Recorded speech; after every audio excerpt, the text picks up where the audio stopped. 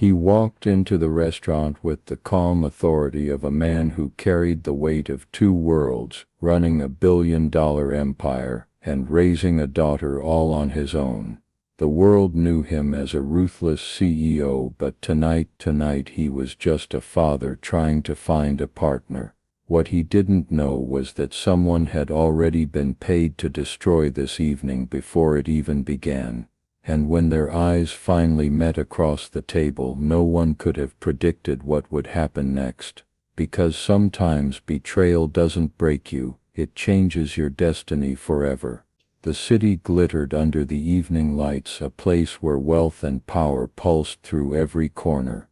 In the tallest skyscraper, Daniel Mercer, a self-made billionaire and single father, stared out of his office window. To the world he was untouchable, cold, decisive, the kind of man who could make or break industries with a single phone call. But behind the sharp suits and endless board meetings was a man haunted by loss, trying to raise a little girl who asked every night why her mother never tucked her in. Daniel's friends had pushed him to move on, to try dating again. Reluctantly he agreed. Tonight's blind date was meant to be just that, an experiment in letting someone into his guarded world. He chose an upscale restaurant, discreet but elegant, the kind of place where every detail whispered perfection. What he didn't know was that miles away, another woman was preparing for that very same evening with a far darker purpose. Her name was Elena, a woman with shadows in her past and desperation clinging to her like a second skin. She wasn't coming to meet Daniel by accident. Someone had slipped money into her trembling hands, given her strict instructions, and left her with a choice: ruin the blind date or lose everything she cared about. When she finally arrived, late on purpose just as she was told, she spotted him immediately, sitting alone, straight-backed, waiting.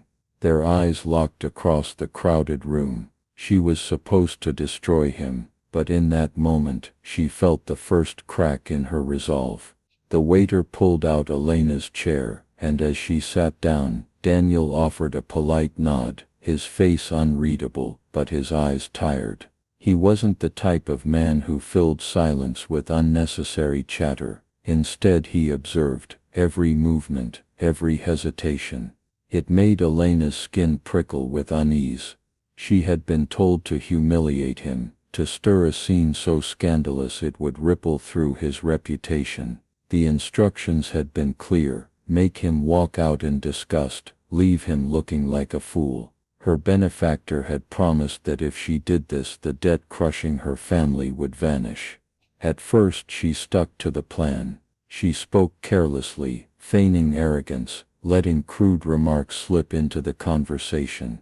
She spilled her drink deliberately, laughing as though it were nothing. Daniel, however, didn't react as she expected. Instead of snapping or storming off, he remained calm, collected even. When she mocked the menu, he gently redirected the conversation toward her, asking questions no one had cared to ask her in years. The more he spoke, the harder it became for Elena to continue. She saw something rare in him, a quiet resilience, the kind built not from privilege but from scars. He didn't see a ruined woman sitting across from him, he saw a person, and it disarmed her completely. And then came the breaking point. As she excused herself to the restroom, Elena overheard a pair of businessmen at the bar. They weren't whispering, they didn't need to. Everyone in the city knew Daniel Mercer's story. His wife had died in a car accident years ago, and though tabloids spun cruel tales about him being cold and ruthless, these men spoke of something far uglier. "Doesn't matter how much money he's got," one sneered. "He's still not one of us, a billionaire sure, but a single father with that past. Trash from the wrong side of town will always be trash." The words struck Elena like a slap. She had been paid to destroy him, but hearing the venom with which society already judged him, she realized the truth. Daniel didn't need her sabotage. The world was already trying to bury him alive, not because of his mistakes, but because he was different, an outsider who dared to rise where they believed he didn't belong. She returned to the table shaken, her plan unraveling with every step. For the first time she looked at Daniel not as a target, not as a paycheck, but as a man fighting a battle she knew too well, the battle of being underestimated, belittled and pushed aside because of where you came from. Her heart pounded. The money she'd been promised still burned in her mind. But another thought, more dangerous, began to form. What if she couldn't go through with it? What if instead of destroying him, she protected him? The gala lights shimmered against the crystal glasses, laughter bouncing across the room like a cruel symphony. Elena's hands trembled under the table, the weight of her decision pressing heavier with every passing second. Her instructions replayed in her mind: cause a scene, humiliate him publicly, walk away. The promised money, her family's salvation, was within reach. But as she glanced at Daniel, she saw something that twisted her resolve. His eyes lingered not on the expensive wine or the whispers around them, but on the photograph in his wallet, carefully tucked beside his plate. A little girl, no more than 6, beamed with toothy innocence. His daughter. The reason behind the quiet strength he carried like armor. Elena's chest tightened. How could she steal the dignity of a man who lived only to protect his child? Still the moment came crashing forward. A server, part of the plan, accidentally spilled a tray near their table, drawing attention. All eyes shifted toward them. The crowd waited, hungry for spectacle, eager for the fall of the man who didn't belong. Elena stood, her heart pounding. She was supposed to throw her drink, call him a fraud, leave him broken before the crowd. The men at the bar who had mocked him earlier were already smirking, sensing blood. But instead of striking the match, she froze. In that pause, Daniel's gaze lifted to hers. He didn't flinch, didn't beg. He simply held her stare with the same quiet defiance he had shown all night. And then the whispers grew louder. He's pathetic. Look at him, out of place. Trash dressed as royalty. The room turned into a courtroom without mercy, and Daniel stood accused by nothing more than his presence. It was in that moment Elena realized the truth. The sabotage wasn't about ruining a date, it was about destroying Daniel himself. She wasn't just a pawn in a game of humiliation, she was the executioner. Her hand tightened around the glass. Her choice, her betrayal, and her redemption balanced on the edge of one single action. The glass slipped from Elena's fingers and shattered on the polished marble floor, the sound cutting through the hall like thunder. Gasps echoed, but instead of accusing Daniel, she turned toward the crowd. Her voice, trembling but resolute, broke the silence. "You wanted a show, didn't you?" she said, her eyes sweeping across the sea of faces that had gathered like vultures. "You wanted to see him torn apart because he doesn't fit your idea of wealth, of power, of race, of privilege." Murmurs rippled, discomfort spreading like wildfire. The same people who moments ago had waited for humiliation now squirmed under the weight of her words.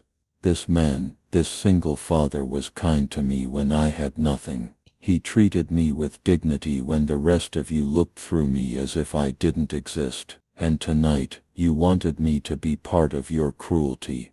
But I won't. Daniel didn't move. His silence was its own kind of strength, the steady anchor that grounded the storm raging in the room. Elena turned back toward him, her throat tight. "They paid me to destroy you. But instead, you showed me who you are.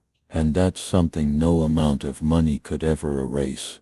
The words hung heavy, a confession that shifted the entire atmosphere. Some scoffed, others exchanged guilty glances, suddenly aware of their complicity. But a few, just a few, seemed to understand the deeper truth: how easy it was to dehumanize someone simply because of their background, their struggles, or the color of their skin.